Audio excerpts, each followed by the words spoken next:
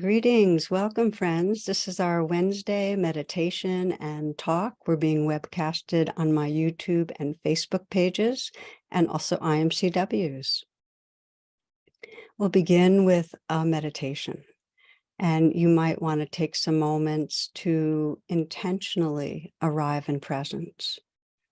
Perhaps find yourself in that position where you can become still and more aware of your inner experience, letting the attention go inward, letting yourself settle.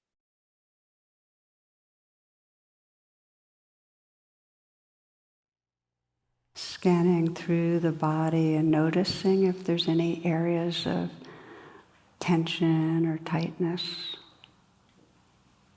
Just bringing a gentle awareness to whatever you might notice. See if there can be a natural softening or letting go.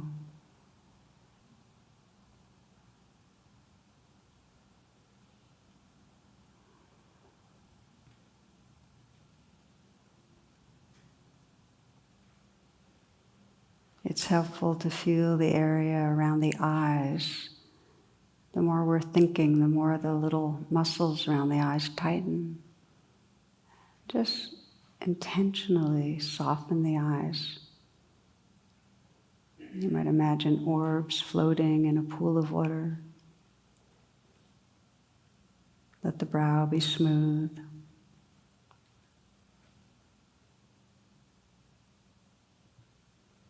Relaxing the jaw, letting it be unhinged. Let the tongue spread and fill through the lower palate. See if you can feel right down to the base or the root of the tongue. Just relax there.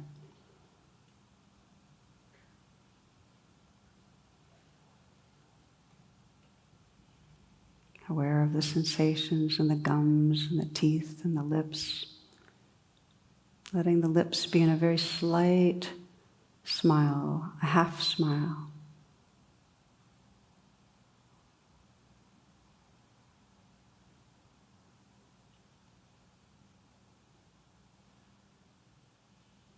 Allowing the shoulders to relax back and down a bit. The chin floating parallel to the ground. Softening at the back of the neck. Let the awareness fill the shoulders. And if you feel tightness or tension or holding there, you might imagine the shift from ice to water, a kind of melting.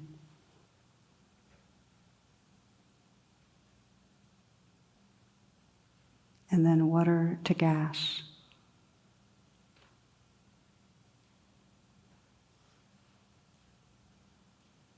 And can you sense the movement of sensation inside the shoulders?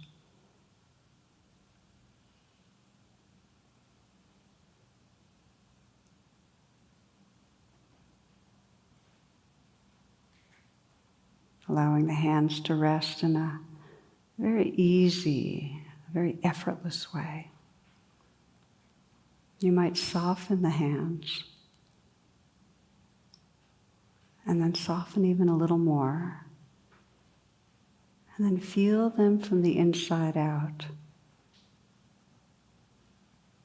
Do you notice the movement of sensation inside the hands, kind of tingling or vibrating?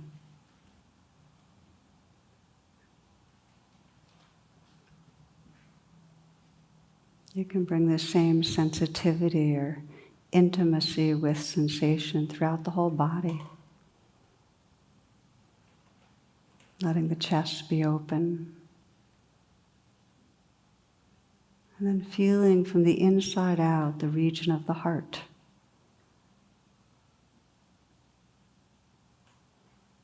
Can help to smile into the heart. To visualize and have a felt sense of a smile spreading through the heart area. Not to cover over, but to make space for what's actually there.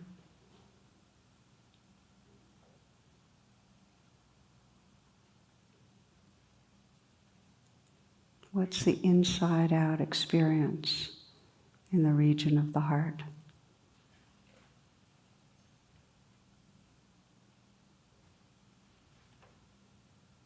Can you feel the movement of energy or sensations there? The aliveness that's there?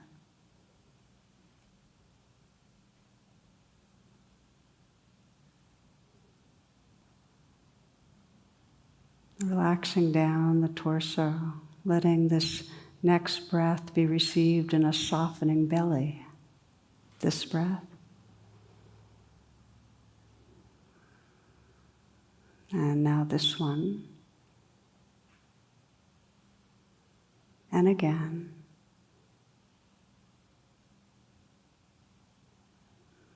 Feeling the awareness deep in the torso. Feeling the belly from the inside out.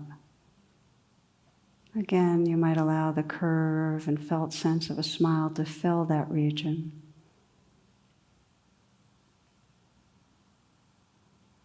And then to feel the energy that's there.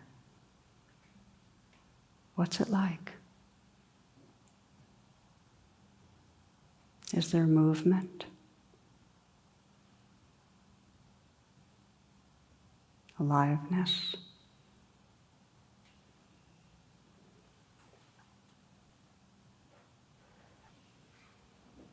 Still the slight smile at the mouth. Still the hands soft and easy. Letting the awareness fill the pelvic region. Again, you might allow that curve and image of a smile to fill that part of your body. And then feel from the inside out the life that's here. The play of aliveness.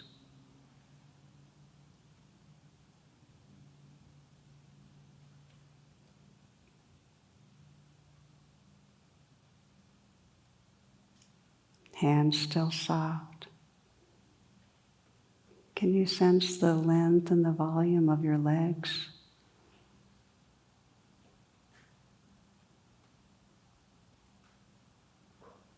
Can you feel the feet from the inside out?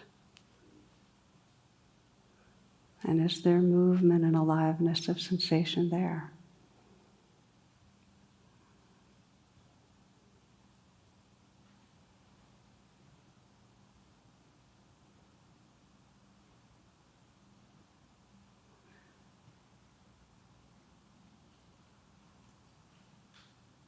And what happens when you widen the lens now to feel this whole body simultaneously?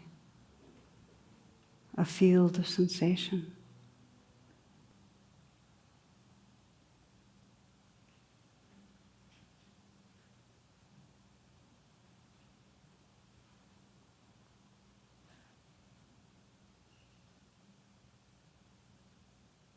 Not stopping anything. Not controlling anything. Just letting this whole life live through you.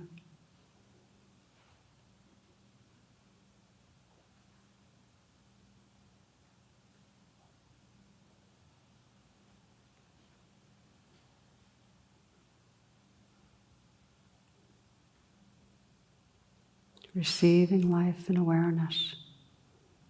This whole changing dance. Tingling and vibrating. Tightness or flow. Pleasantness or unpleasantness. Spaciousness or density. All received in awareness. Ever-changing. Creative. Alive.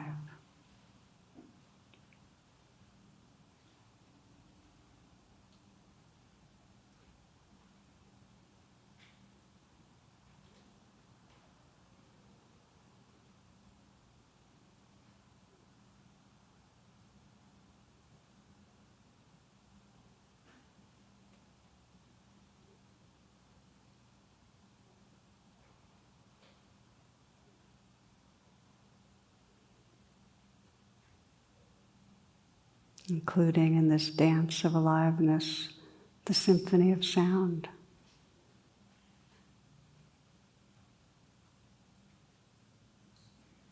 Listening in a global way, letting sound wash through.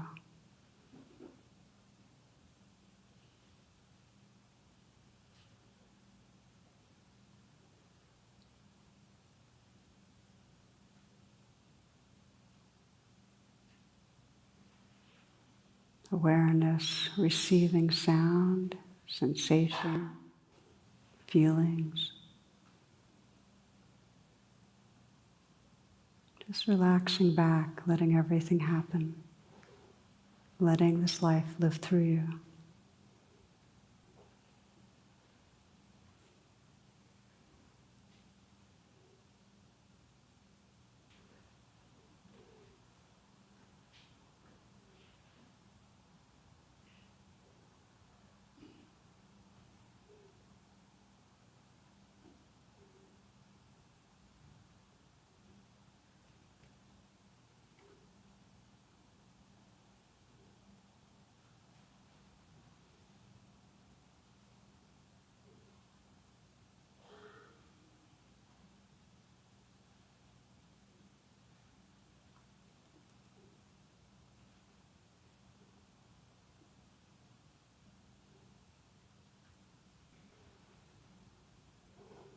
At some point you'll notice that your attention's drifted, which is just the nature of attention, to go into thoughts. So the practice is, when you notice that, to gently relax back again, right into this presence that's right here. Perhaps listening to the sounds and the space around you.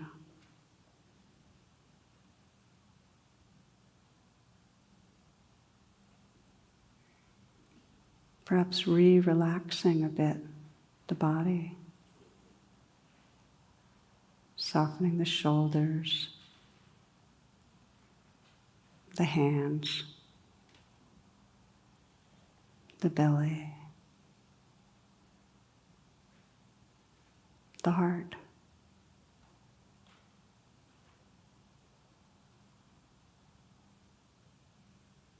Arriving again in that awareness that receives this play of sensation.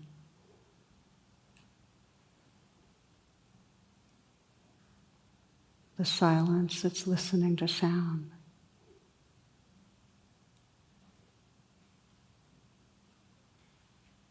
Relaxed and awake,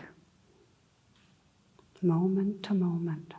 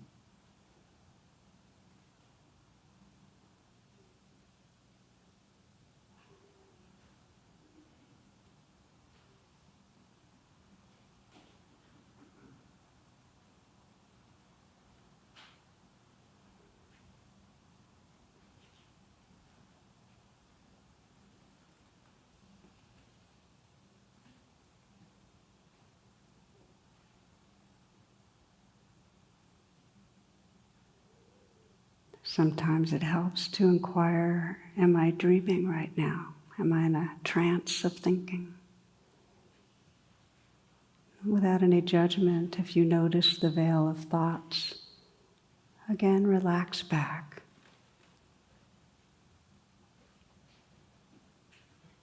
Sense the difference between any thought or story and the aliveness that's right here. these sounds and these sensations, the felt sense of experience in the heart.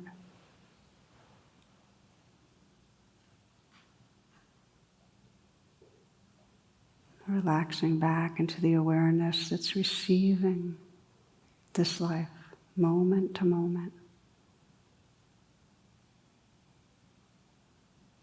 Letting this life live through you.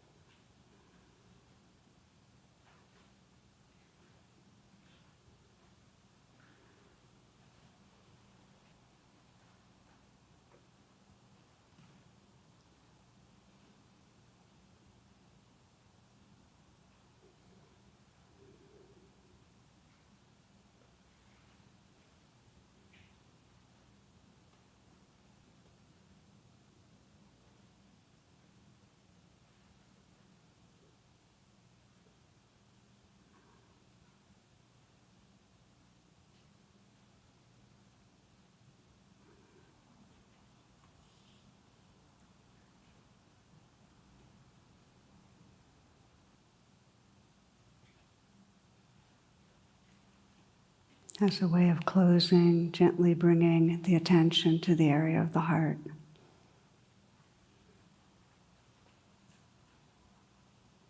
And just sense what your intention is as you end the formal meditation and enter these next moments of your life. Enter your day, your evening. Enter whatever's unfolding. What's the quality of heart and presence that you want to remember? What's the quality of heart and presence that you want to remember?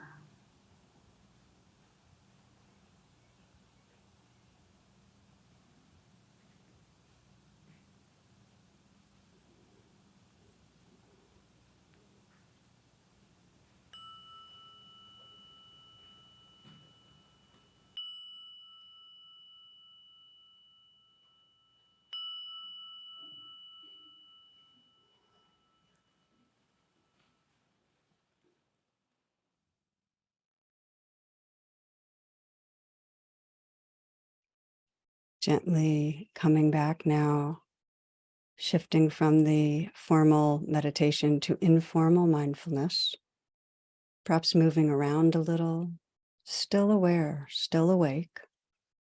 And as you do, I'll share some announcements for this upcoming week. I begin by inviting you to my website, tarabrach.com, and also to IMCW's website, imcw.org, for teachings from our local teachers. The affinity sanghas this week are Women, Young Adult, Teens of Color Mindfulness Group, Heart With, Living Mindfully with Illness Together, and the LGBTQIA+ SIT. Each week, you're invited after the talk's over to come to a mindful discussion with other members of the community. The call-in information is tarabrach.com/class. And each week, I also remind you of Dana, which is the Pali word for generosity. And whatever you offer, please know it's appreciated. Many people give $10, some less, some more, and it does make a difference to us. So thank you in advance. The links can be found in the description. Okay, we'll take a few moments of a pause, and then we'll begin this week's talk.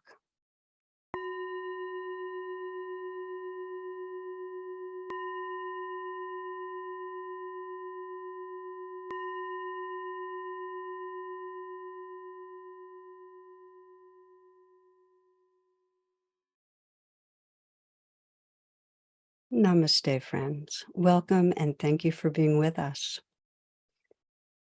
As some of you may know, I was introduced to meditation in college. It was almost 5 decades ago.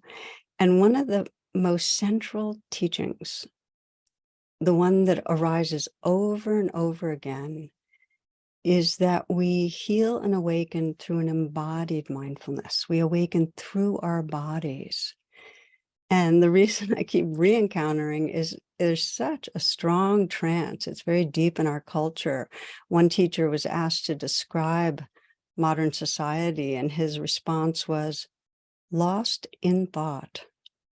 You might have noticed we spend a huge amount of time in that virtual reality of our mind. James Joyce has that famous line, Mr. Duffy lived a short distance from his body. So if we look back on today, how much really embodied presence awake in our senses. And yet if we think of the moments that most matter to us, feeling our hearts open, feelings of wonder, gratitude, aliveness, we're experiencing our body. So this week and next, I've selected 2 favorite talks from the archives that invite us to explore this mystery and aliveness and the realization that arises as we wake up through our bodies. May you find benefit. Namaste and welcome.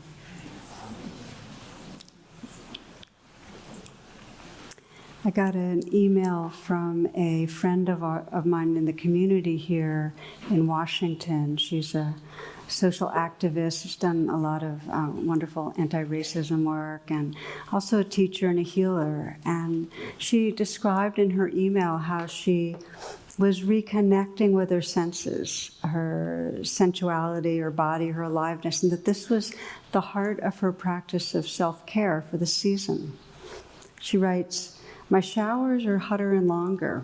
My foods are made slower and are heartier. My sleep is extended and deeper. I'm also trying to touch my own body more with scrubs, butters, and oils. I'm much more responsive to my body's needs than I have been in a long time.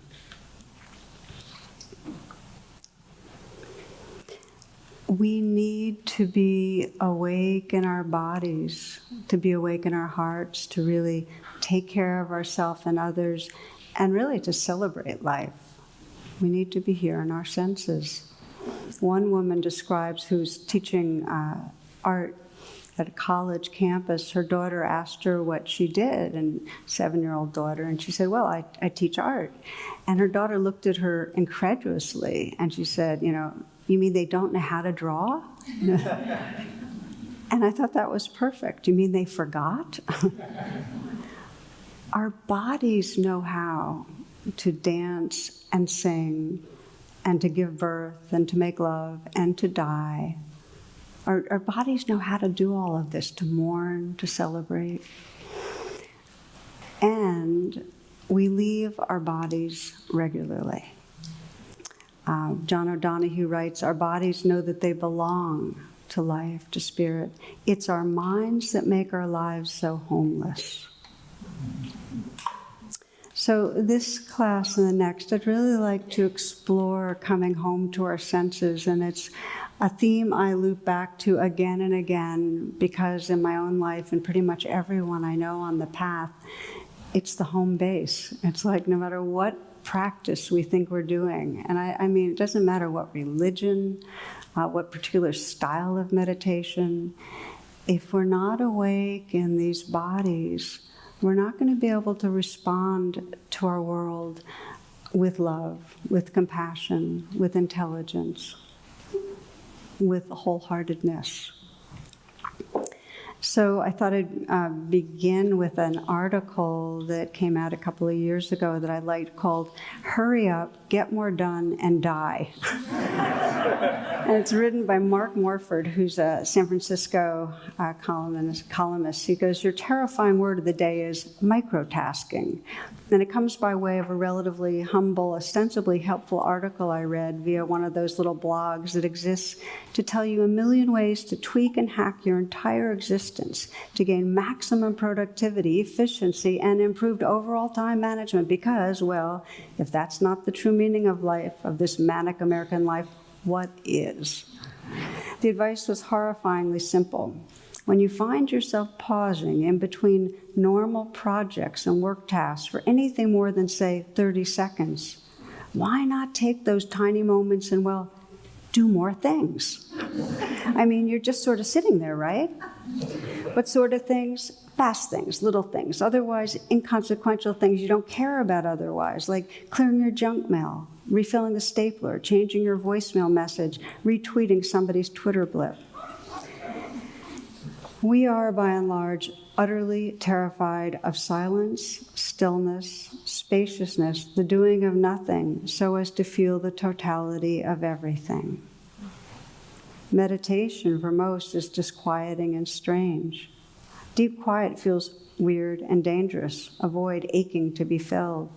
The internet has us convinced that the world is a roaring fire hose of urgent information, and if you can't swallow it all, well, something must be wrong with you. In any 48-hour period in 2010, says a stunning bit of information by The Atlantic, more data was created than has been created by all humanity in the last 30,000 years. 48 hours, 30,000 years. By the year 2020, that same amount of data will be created in a single hour. Go ahead, swallow hard. It is no longer possible to sit quietly on the park bench without checking your Facebook feed, chatting with Siri, and waving to the CCTV cameras.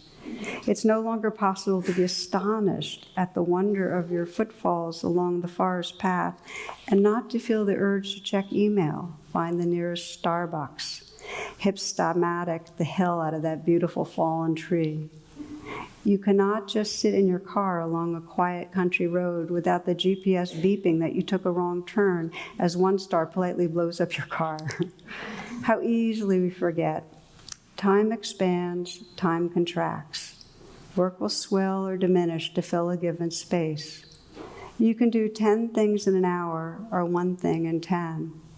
You can go to Spirit Rock Meditation Center for 2 solid weeks and do absolutely nothing but wander the grounds in silence for 12 hours a day. And time will look at you like you're utterly insane as your breath and body thank you for all eternity. You can, conversely, microtask until your heart implodes and time will merely laugh and snort and find someone else to destroy. Pretty heavy, right? What it's really saying. And it points to what we often describe as a trance. And the meaning of trance is that living in a kind of fragment or sliver of reality, it's a kind of torqued sliver, where we're disconnected from the whole. We're in a virtual reality, living in the symbols and representations and stories of our mind, not in our bodies, not in our senses. I love the way John O'Donohue put it. He says, what have we done with our wildness? That, we're so busy, he says, managing our life that we cover over this great mystery we're involved with. Well, what happens when we begin to come back home to our senses is we actually are opening to that mystery. I mean, you might check right now and sense, are you aware of the sensations in your hands? And can you feel the sensations in your feet?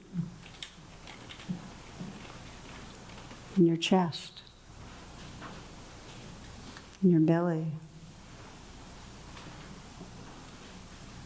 Today, another beautiful day down here in the DC area, did you feel the air on your cheek? Or smell a fragrance? Or hear the wood thrush?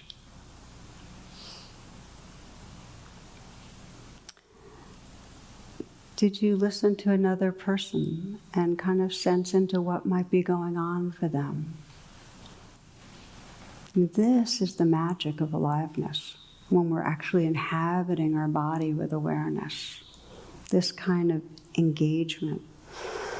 And what we know is, and this is for most of you that have had some exposure to meditation, whether it's small or you've been practicing for years, what we quickly find out is that we have deep, deep conditioning to exit, to leave that embodiment, that sense of the sensations and aliveness that's right here, to leave over and over again. It's a real challenge to stay. It's rare that we surrender into the changing flow, that we let the life live through us. We're usually somewhere else. I mean, you might want to check again, just close your eyes for a moment, just so we anchor this in what's going on. And I invite you to ask a simple question. What is between me and being at home in my body in this moment?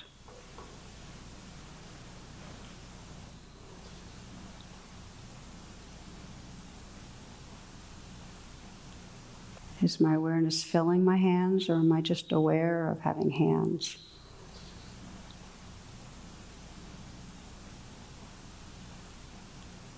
Entering the body and the senses is entering the wilderness.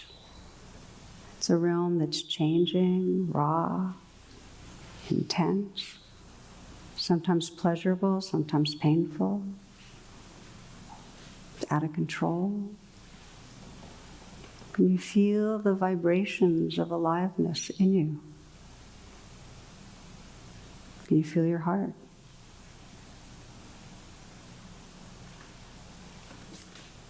Can you sense the mystery of really letting go? The mystery that appears when you let go into this flow of aliveness.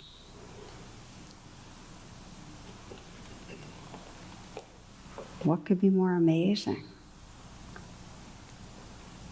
And yet, as Morford indicates, silence, this presence, this non-doing, really makes us uneasy. We tend to leave. That's the habit. It's because the doing self is out of a job. So if you'd like, you can open your eyes, or if you'd like to keep reconnecting over and over again as you listen and reflect this evening, keep coming back to your senses. So part of waking up is realizing how much we leave, and not to judge it, not to make ourselves wrong for it. It's a deep, pervasive conditioning. And our children are leaving earlier and earlier, which is, many of you know, they're indoors. It's 5 to 6 hours a day in front of a screen for the average child in the United States, which is scary.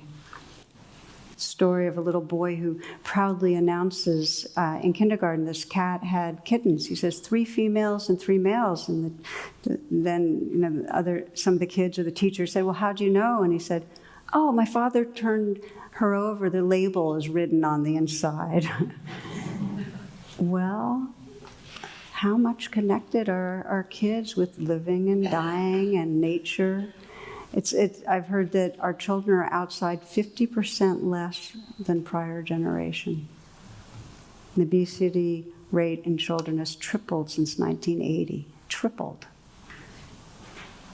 I say this because it's scary to sense a whole generation less connected to the aliveness of the world, because it really has to do with less connected to this living embodiment, and therefore going to be less attuned. So what are the signals of trance? How do we see it in our life? Because really our purpose in reflecting is, can we deepen our commitment to waking up from trance and coming back to this mystery and aliveness that's here? And one of the big signs of trance is obsessive thinking. And I won't do a hand raise on this one, because I know, the future, the past, the kind of ongoing commentary. When we're thinking, and when we're thinking obsessively, we've lost contact with our senses. Check it out when you're meditating and you've noticed you've been lost in thought. Were you aware of the sounds that are right here? Were you aware of the sensations in your hands, your belly, your heart? No. We leave. So There's repeating visitors when we're in obsessive thinking, and we start to get familiar with them, our worrying and our planning and our figuring out. I mean, how often are we preparing for what's around the corner with some anxiety, or trying to figure out what's dangerous, or with health stuff, how to fix something, fix our bodies. One of my favorite little essays is the Japanese eat very little fat and suffer fewer heart attacks than the British or the Americans. The French eat a lot of fat, and they also suffer fewer heart attacks than the British or Americans. Now, the Japanese drink very little red wine, and they suffer fewer heart attacks than the British and Americans. The Italians drink huge amounts of red wine, and they also suffer fewer heart attacks than the British and Americans. You're getting the idea. The Germans drink a lot of beers. They suffer fewer heart. It goes on and on and on. The message or conclusion is eat and drink what you like. It's speaking English that kills you.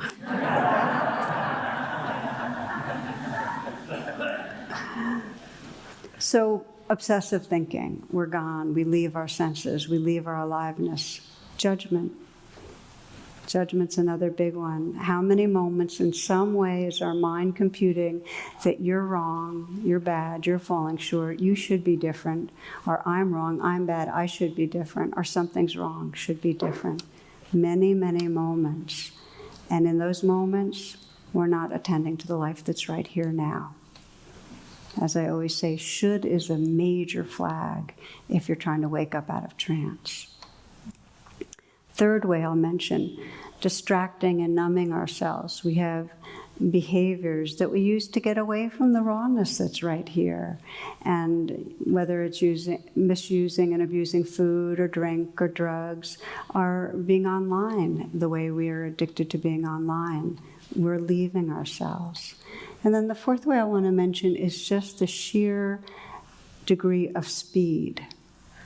Just notice, even as you're moving around your house, how much there's kind of a push to do things faster. There's a sense of, in some way, we don't have enough time. How many of you have noticed that don't have enough time syndrome? Can I see by? Okay, most of us are together on that one. Need to get more done. You know, at retreats, at meditation retreats, we explore mindful walking and invite people to slow it down some. And I've noticed that when I walk half as fast, I notice twice as much. It's a trance, the pace that we put ourselves at.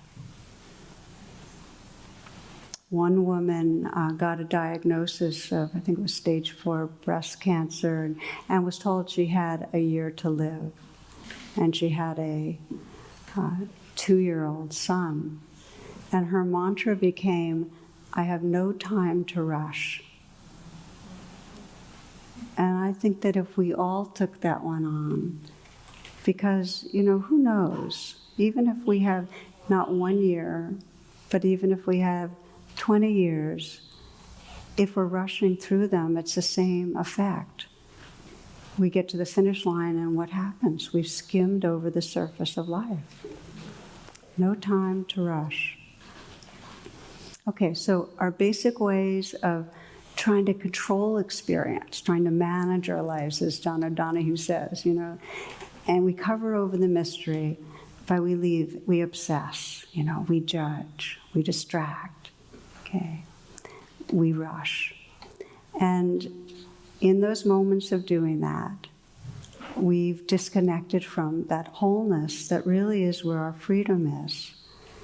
So the consequence, one consequence that's at the core, is that compassion requires embodiment. If we hear the news and we're not awake in our bodies and awake in our hearts, we will have an abstract compassion.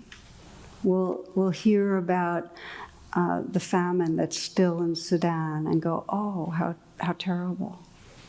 But if we're in our bodies and we actually can sense into real people struggling for their lives, our heart gets tender. We start caring. We have to be in our bodies to care.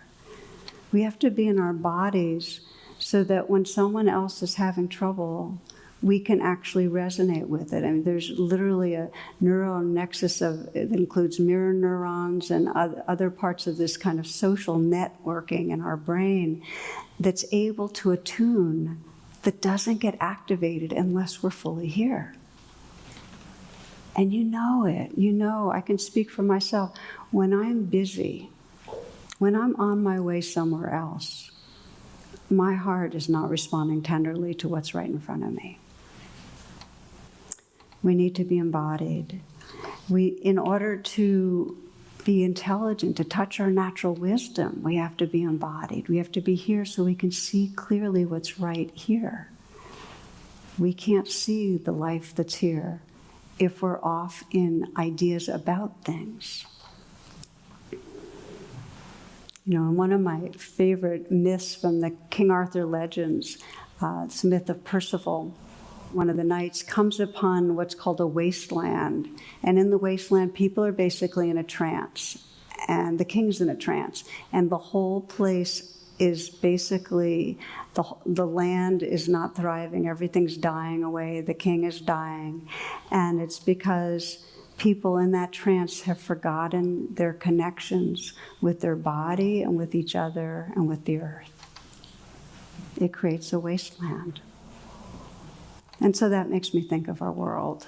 And it makes me think of if our children are watching in front of a screen for 6 hours a day, and if we're in front of screens and we're not connected to our bodies, how able will we be, and are we able to be, to respond to the crisis of our earth? How can we be good stewards? I mean, most of us have noted that the greatest collective threat to humanity is the destroying of our larger body. You know, the land, the air, the water. You know, read in the papers this week the rising level of carbon dioxide, and you see videos of miles of ice sheets melting. It's our shared body, you know, with getting toxic and bloating and dying off. And how come such a delayed response? And we get it, that, you know, we look at the current regression, really, the rollbacks, you know, of regulations and defunding agencies that monitor what's happening. And we say, you know, how come? How could we be in such denial? And it's possible because we live disconnected from our natural belonging. If you're outside and in love with nature, you will try to save nature because it's not other than you. Does that make sense?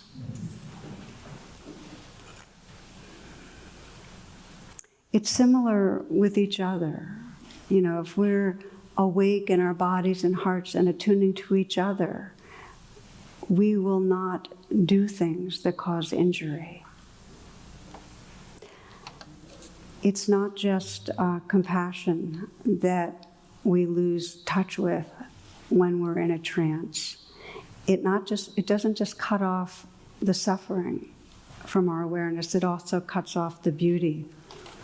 Some of you might remember this from 2007, right here in Washington, D.C., that on a cold January morning, a man with a violin played 6 pieces of Bach in a subway for 45 minutes. And during that time, I think about 2,000 people crossed through the station. Most of them were on their way to work. And he played continuously, and only 6 people stopped for a short while, a little bit of money, maybe I think $32 totally. The only people that really stopped and listened were children, but then their parents kind of rushed them along.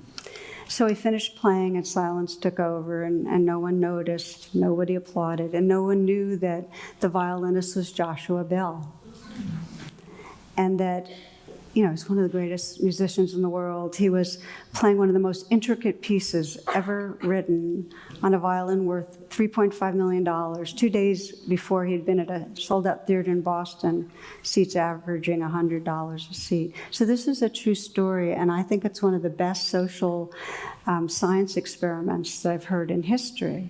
It was done by the Washington Post, having him play incognito in a metro station. And the question was, in a commonplace environment, at an inappropriate hour doesn't match when you're going to a concert, can we perceive beauty? Can we stop to appreciate it? And if we don't have the moment to stop and listen to one of the best musicians in the world, what else are we missing in our lives? So this is why we're reflecting on coming back home to our senses. Because if we're not here in our senses, if we're off in a trance, we miss our appointment with life. And that wasn't my line. I can't remember who said it. But we miss out.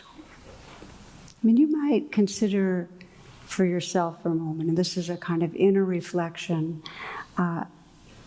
some life experience that's really, really been precious to you. It might be one that happens now and then, but something that you really cherish, maybe an intimate moment with others, or maybe it's a moment of awe when you're beholding beauty, or maybe it's something creative, or maybe it's when you're engaged in healing with another person, some way of serving.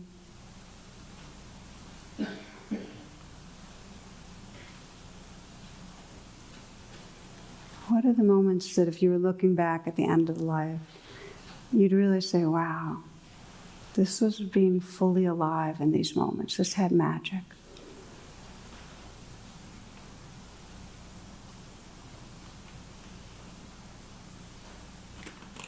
And notice in those moments, are you connected to your senses? Are you awake in your body and heart?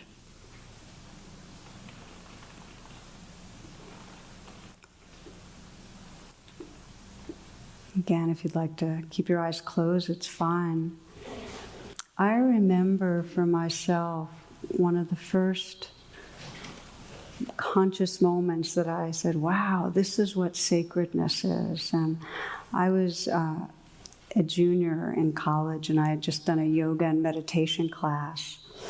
And, we'd done a lot in the body, and I was feeling awake in my body, and it was spring, and I was walking back to my apartment. The fruit trees were blossoming. I could smell the scent of the trees and feel this gentle breeze on my skin. And I just stopped for a moment. And I realized that my body and my mind were in the same place at the same time. Now, how simple does that sound? My body and my mind were at the same place at the same time. And in that, it's like, in that space, there was a sense of the sacred. It didn't matter the particulars, whether in the darkening sky I was seeing the, silhouette of branches or what the smell was. It was the quality of presence. It was a kind of sacred presence. Kabir talks about it this way. Inside this clay jug, there are canyons and pine mountains, and the maker of canyons and pine mountains, the God whom I love, is inside.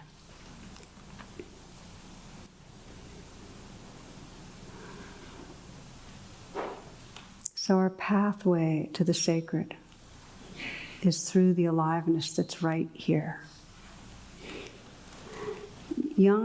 Carl Jung describes the suffering of being cut off from this aliveness and from the sacred in more psychological terms. And the way he puts it is this. He says one of the greatest influences on their offspring and on themselves are the unlived life of the parents. So when we are cut off, when we're not living the life that's here, it affects our own capacity for happiness, for loving fully, and it affects the people around us. The unlived life of the parent. Now, in some ways that might mean the unlived life means I didn't pursue music and I really wanted to. But there's other levels. It's like I never really opened to the fear that was keeping me so small. I never opened to that squeeze of unworthiness that stopped me from really connecting with the world, or to the passion and the longing that was here. I never opened to my love of life.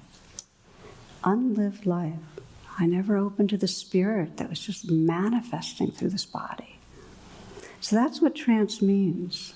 Trance means that we're cut off from the life that's here in its wholeness and its fullness.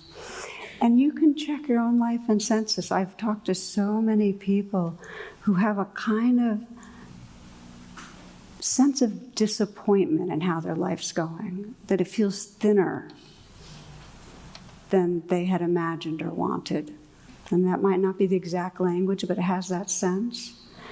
A kind of disappointment, like missing something, like there has been some skimming the surface, and some intuition of living on automatic, having a lot of swaths of life actually on automatic, on our way somewhere else.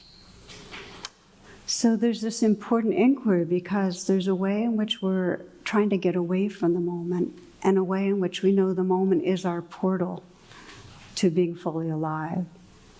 And we're trying to get away because there's something that we're uneasy about. A question I love is, what are you unwilling to feel right now? Because there's an edginess. It's like when we're coming back into our bodies, some of the layers we have to live through are uneasy. That's okay if we're willing, because we find in that willingness a quality of aliveness and presence and tenderness that's really home. But we have to be willing to be with the uneasiness. Does that make sense to you? Okay. So there's a convergence in Buddhist psychology and Western psychology that really points to this, that says, really, our suffering comes from anything that's outside of our awareness. And when we're disconnected from our senses, the world of our senses, we're disconnected from really the ground of our aliveness.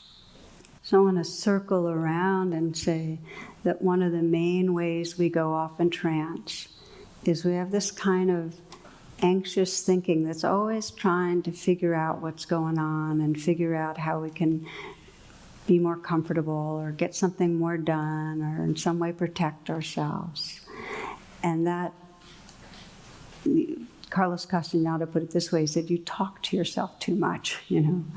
That constant, incessant inner dialogue, trying to figure things out, keeps us from our senses.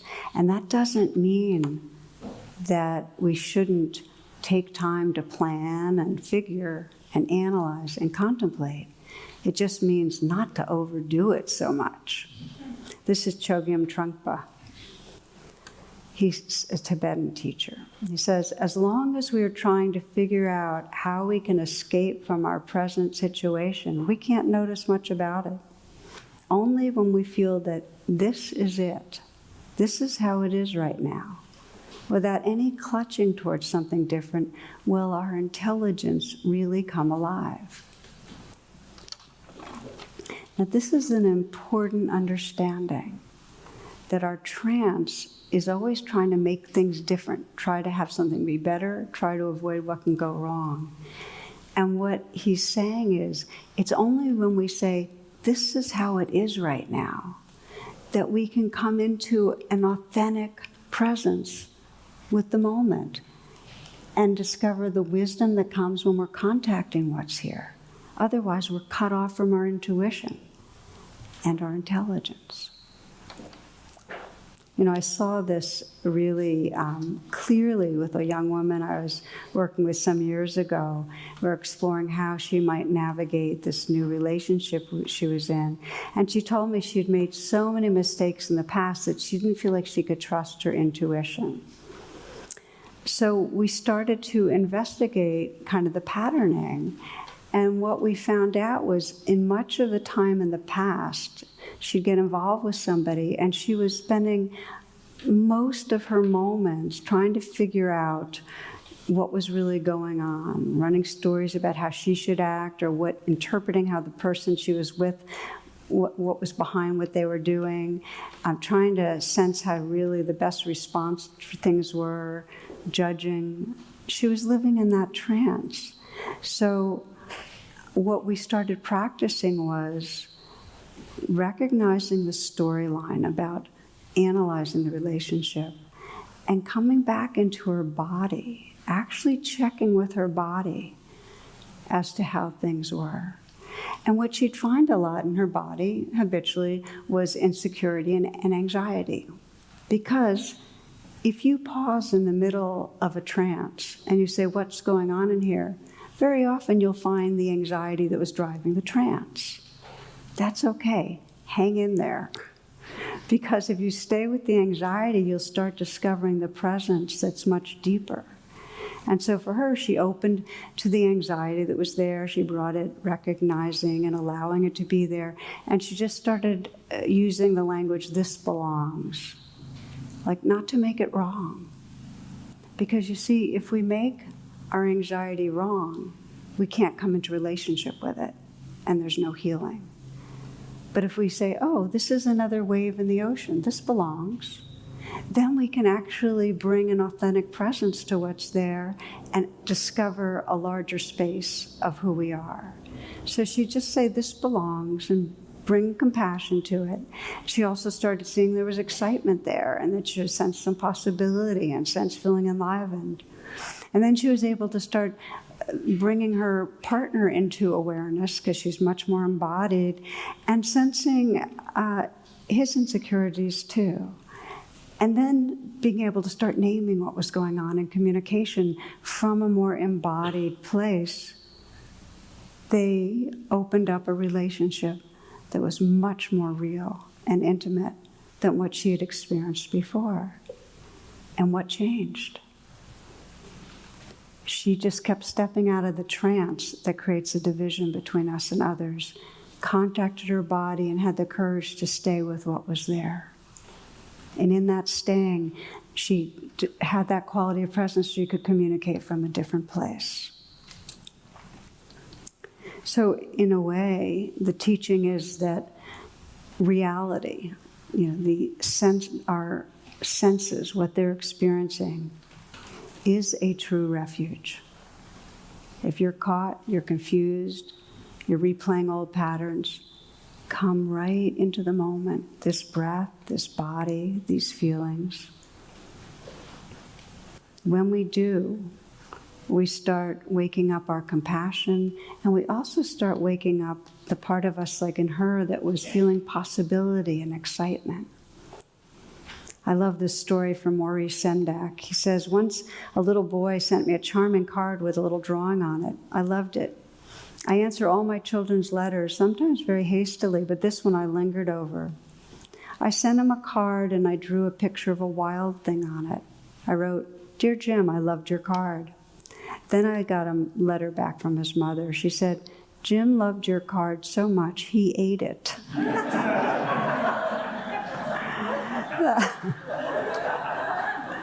That to me was one of the highest compliments I'd ever received.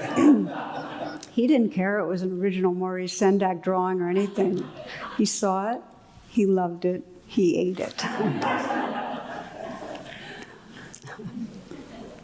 So if we step back a little, trance exists because we're in some way trying to exit the present moment. It feels too intense, too unfamiliar, too scary, too profound, too whatever. And so we try to manage our life. We go into our mental control tower and we try to operate from there, and we obsess and we do all the things I've named. As long as we do that, there's going to be unlived life. As long as we do that, we're not going to have contact with our body, and therefore the parts of our brain that allows us to be empathetic, to be compassionate, and to celebrate. So we intuit, most of us intuit, that the way home is we need to come back, we need to be here. And it takes practice because the patterning is so deep. We've been kind of resisting life for so long. Thich Nhat Hanh has, there's, I think through one of the websites that sells things related to Thich Nhat Hanh, there's this bone-shaped tag on a cord that you wear around your neck, and it says, "Sit, stay, heal." Just stay. One of my friends, Buddhist teacher Wes Nisker, puts it this way. After years of meditation practice, one of the most significant changes in my life has been my relationship to my mind. We're still living together, of course, and we remain friends, but my mind and I are no longer codependent. I'm slowly but surely gaining my freedom. So this is the heart of our path here, is that we're learning to come back home into this field of aliveness here and stay, even though it's uncomfortable. Mariah Mountain Dreamer puts it this way. She says, I am learning to befriend restlessness, to spend fewer moments sleepwalking or giving into continuous movement disguised as productive activity. Learning not to resist by collapsing into endless distraction and dissatisfaction. So many shiny objects disappoint. I am learning to ground in the scent of here, the taste of what is, the soft sound of my breathing, the color and texture of landscapes inner and outer. After all these years of longing, I am learning to be here. So again, we pause, because the gateway to here is the pause. Take a moment and notice for yourself, with this invitation to come home into the wildness of this embodied being, what your pathway is.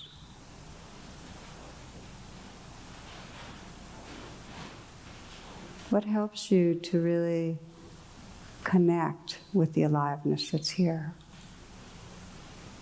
Does it help you to feel your hands and soften in your hands and just sense the tingling that's there? Does it help you to soften the whole atmosphere of presence with a smile, a slight smile? Does it help you to take a few full breaths?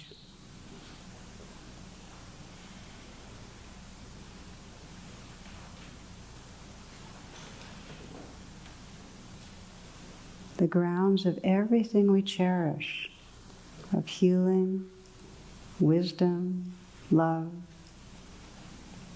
is in our capacity for presence, right here.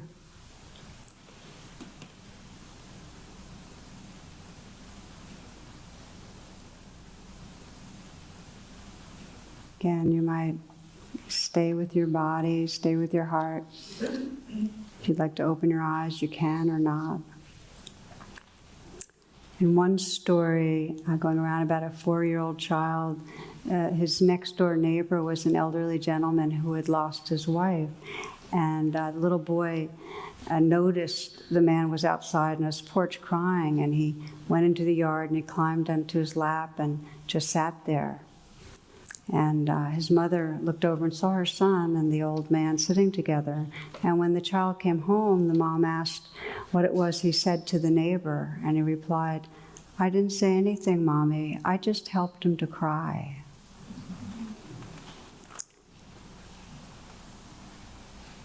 It's so rare that we don't have an agenda of fixing or what we think we should be or how another should be, but instead are just inhabiting our being and offering that kind of presence. It's like in that inhabiting presence, real spirit shines through. So I began by describing this social activist friend of mine who's learning self-care, and by coming back to her senses.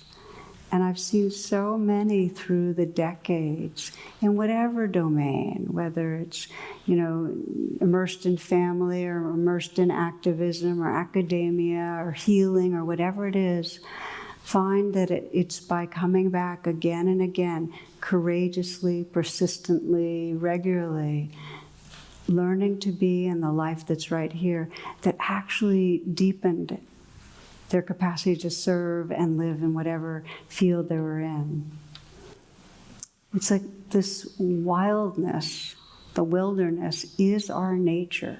We need to keep coming home to it. Now, the challenge, as I've been alluding to, is that the trance, the leaving, comes out of fear. And in our next class, I'm going to be exploring more, well, how do you come back when it's scary to come back? Because for some of us, especially if there have been a lot of wounding, early childhood wounding, especially if we've had a lot of wounding through the culture, the society we're in, it feels dangerous to be here.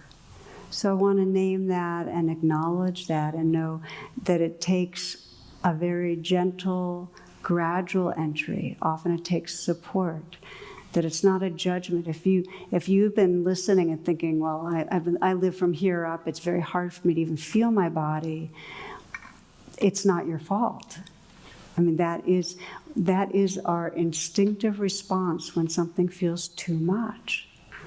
So the first response is to totally accept, embrace, and forgive that. It doesn't mean it's the end of the story for us. It just means we begin by recognizing, okay, I go off in a trance because I had some experiences that made it way too hard to live here. And we have the capacity to heal and retrain our attention in a way that we can gradually re-embody this life. We can gradually re-inhabit our moments. That's what's possible. So I'd like to, in that spirit, a kind of gentle return into the wilderness as a closing meditation. Just to invite you to take a moment to find a way of sitting that's comfortable.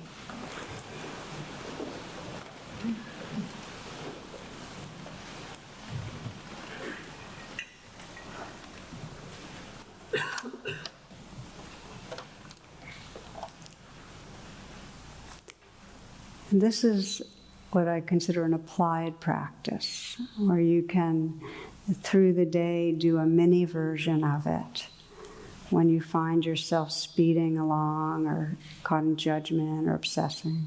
And you might even right now, as you're reflecting, scan your life and sense a situation where you know you get into a much more small-minded place, where you get hooked in some way.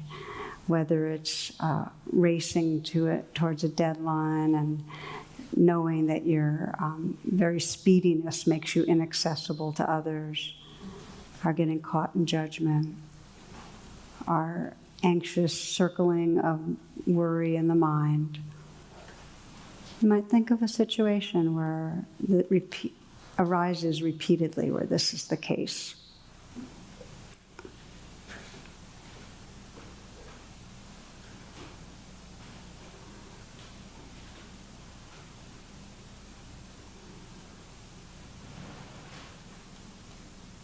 And it helps to visualize the place, whoever else is around.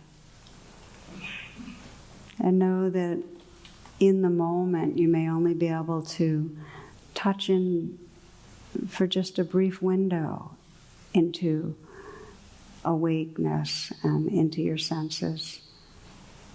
But even that helps you reconnect with your heart. So right now, sensing that situation, and letting there be a flag to you. Just identifying a flag that says, oh, okay, I'm caught. There's a trance going on. I'm not really living in my wholeness of being. And just imagine pausing. Imagine pausing. And taking some moments to recognize, okay, been off, been reactive. Just allow that to be there. And then sense what's going on inside you. This is really moving from the head back into the body and the heart. What's going on inside you, underneath the worry thoughts or the speediness? Maybe you can sense where fear lives in the chest. where there's some sort of a tightness in the belly, clutching at the throat. And just breathe with what's here. Breathe and breathe kindly with it.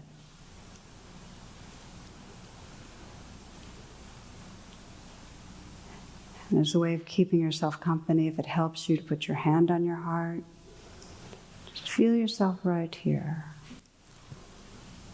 You might even sense a slight smile as a way to send a message of relax, be at ease. Let whatever's going on inside you know it belongs. It's just part of the weather of the moment. So you're not trying to make it go away. You're just offering your presence, awake in your senses, in your body, with your heart.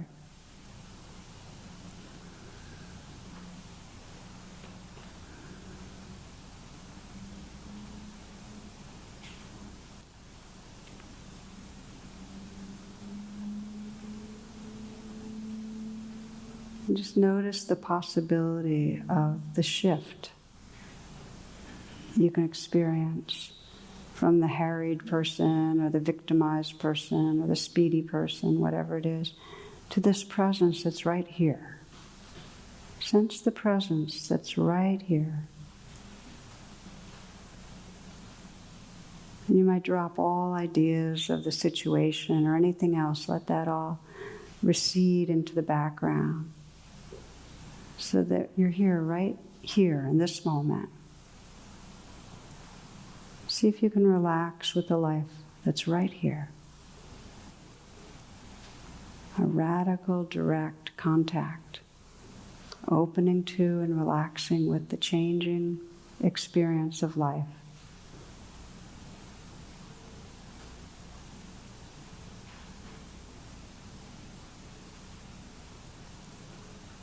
Feeling the energy where it's strong in your body. Feeling your heart.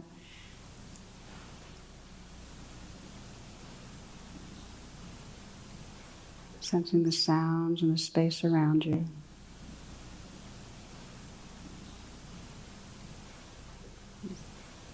And sensing in the background that presence, that sacred presence that includes this changing life, that lives through these forms.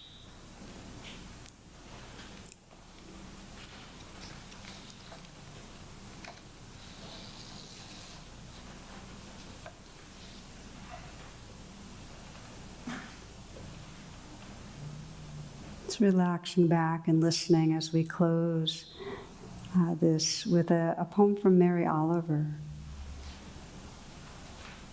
The spirit likes to dress up like this: 10 fingers, 10 toes, shoulders, and all the rest, at night in the black branches, in the morning in the blue branches of the world. It could float, of course, but would rather plumb rough matter, airy and shapeless thing. It needs the metaphor of the body, lime and appetite, the oceanic fluids. It needs the body's world, instinct and imagination, and the dark hug of time, sweetness and tangibility, to be understood, to be more than pure light that burns where no one is. So it enters us. In the morning, shines from brute comfort like a stitch of lightning, and at night, lights up the deep and wondrous drownings of the body like a star. Spirit likes to dress up like this.